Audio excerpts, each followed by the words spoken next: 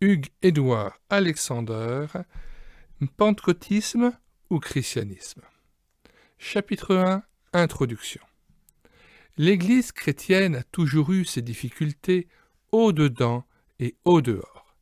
Les difficultés du dehors sont sa force et les difficultés du dedans sont sa faiblesse. Il n'y a rien de nouveau sous le soleil, bien que les choses puissent varier extérieurement et que les manifestations changent.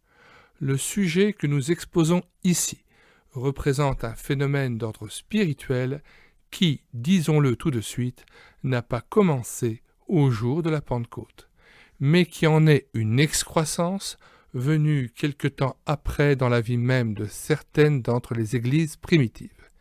Cette excroissance peut avoir une certaine ressemblance avec la vraie chose qu'elle tente d'imiter. Elle peut s'attacher même au corps, mais par sa nature et par son origine, elle est maladive, malsaine. C'est le fruit d'un principe spirituel défectueux et d'un organisme déjà malade. Toute loi physique a son parallèle dans les lois spirituelles. Historique.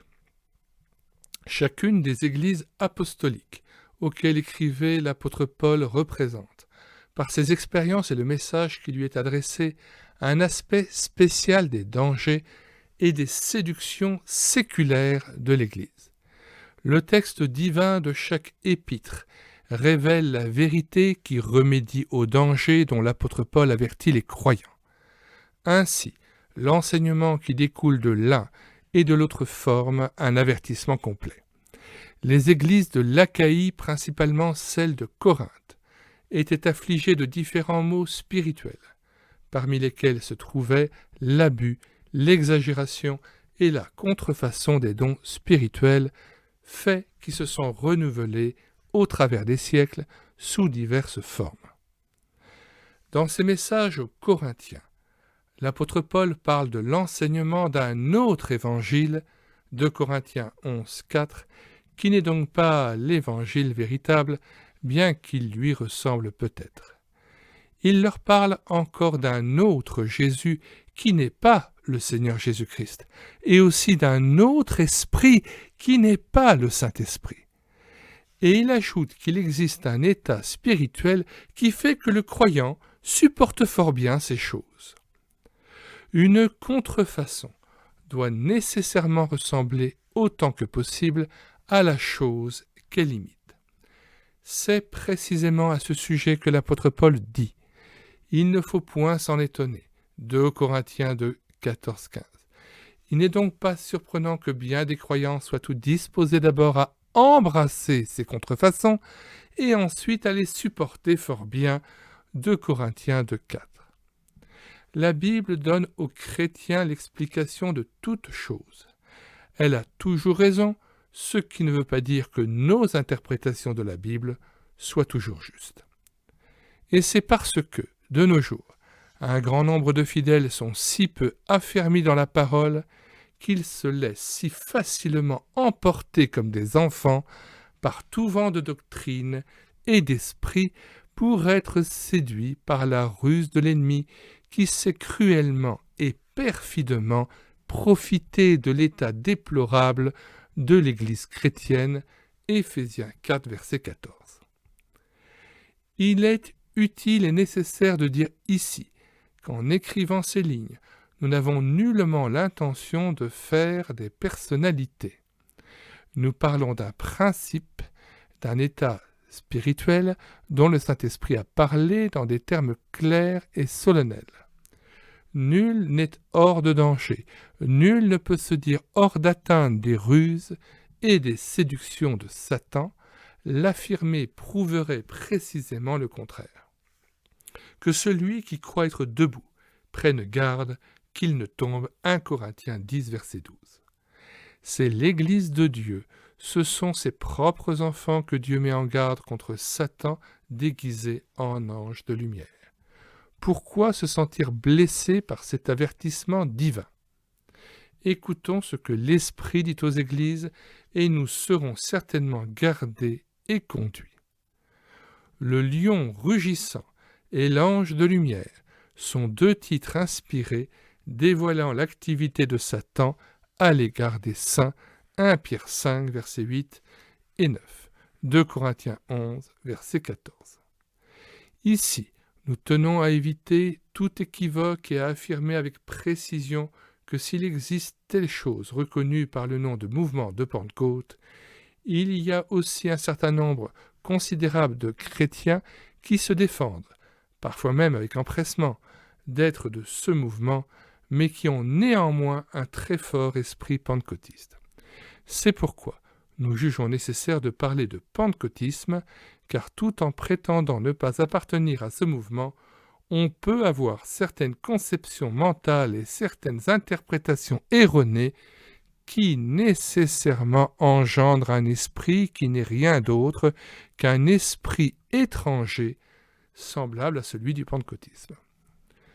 Le manque de vrai fondement biblique qui va si souvent de pair avec une recherche malsaine et continue d'expériences, d'émotions nouvelles et extraordinaires caractérise de nos jours beaucoup de chrétiens. Ce qui les ouvre au pentecôtisme et fait qu'ils deviennent souvent les meilleurs agents du mouvement de Pentecôte dont ils ne veulent pas porter le nom. Il y a là la source d'une grande confusion, mais rien n'est étonnant de nos jours. Et cette confusion engendre la confusion, et tout esprit étranger fait appel à un autre esprit. Il est peut-être utile de faire ressortir la force de l'emploi de ce titre frappant donné aux séducteurs, anges de lumière. Sous l'Ancienne Alliance, et principalement tout au début, avant que les oracles de Dieu aient été écrits, l'Éternel apparut souvent à son peuple, sous forme d'ange, c'est-à-dire en manifestation théophanique. Genèse 16, 7 à 11, verset 21. Chapitre 21, versets 17 à 19. Chapitre 22, versets 11 à 16. Chapitre 31, versets 11 à 13. Exode 3, versets 2 à 4. Juge 2, verset 1. Chapitre 6, versets 2 à 16, etc. Ou apparition de la divinité sous forme d'ange, antérieure à l'incarnation, mais ayant en vue le peuple d'Israël et caractérisant les relations de Dieu avec le peuple élu. Ces apparitions cessèrent avec l'établissement du jour de la grâce pour les païens, mais elles se renouvelleront à la reprise des relations du Seigneur avec son peuple, selon Apocalypse 10 et 14.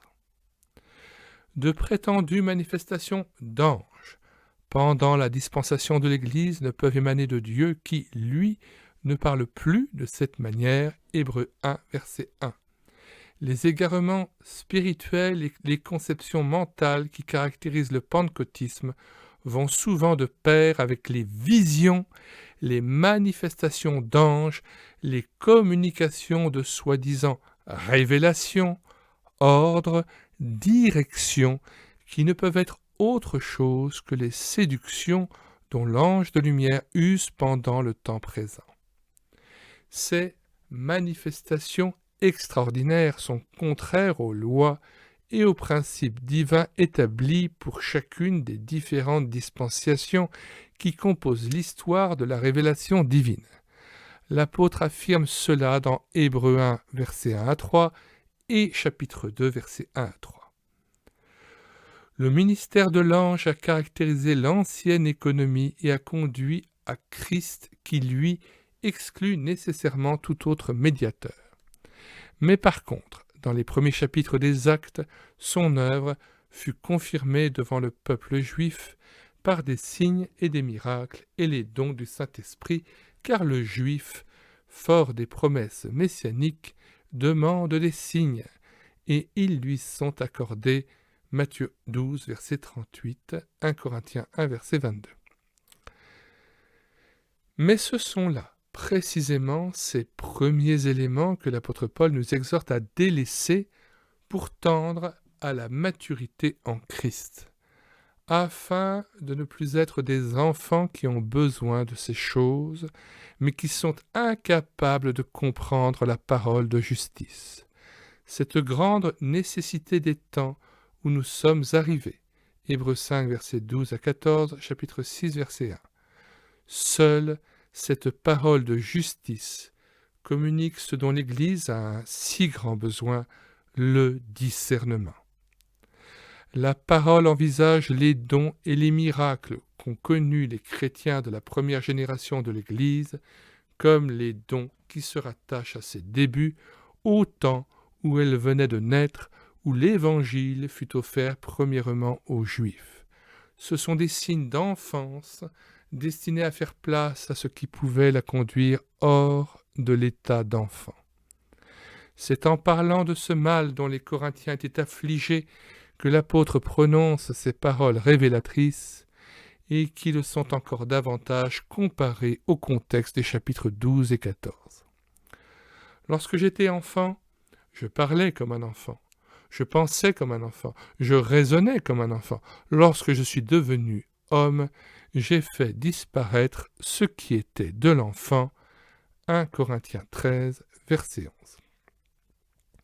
Effet contemporain. Puisque la parole divine nous renseigne sur ces débuts lointains de l'Église primitive, nous pouvons mieux comprendre les effets contemporains de ces mêmes manifestations qui datent, dans une grande mesure, non pas du réveil du pays de Galles, mais qui sont plutôt une suite et une contrefaçon de ce grand et glorieux mouvement de l'Esprit de Dieu. À partir de l'année 1903, l'Esprit de Dieu commença à se mouvoir sur le chaos dans lequel vivait son peuple en réponse à des prières incessantes et en prévision des temps que le monde allait vivre, la Grande Guerre et ses terribles suites. Cette extraordinaire effusion de l'Esprit agit avec une puissance et une efficacité remarquables, et ses effets s'étendirent à d'innombrables vies dans tous les pays du monde.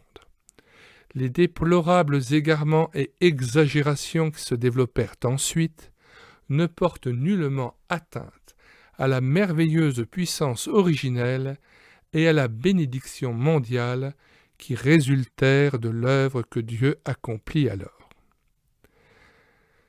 Des volumes ont été écrits sur ce thème glorieux et l'on pourrait en écrire davantage encore. Mais notre but en parlant est de faire ressortir que ce mouvement lui-même et l'œuvre initiale et pure qui s'effectuèrent alors eurent ensuite leur contrefaçon, caractérisée par le mélange du vrai et du faux.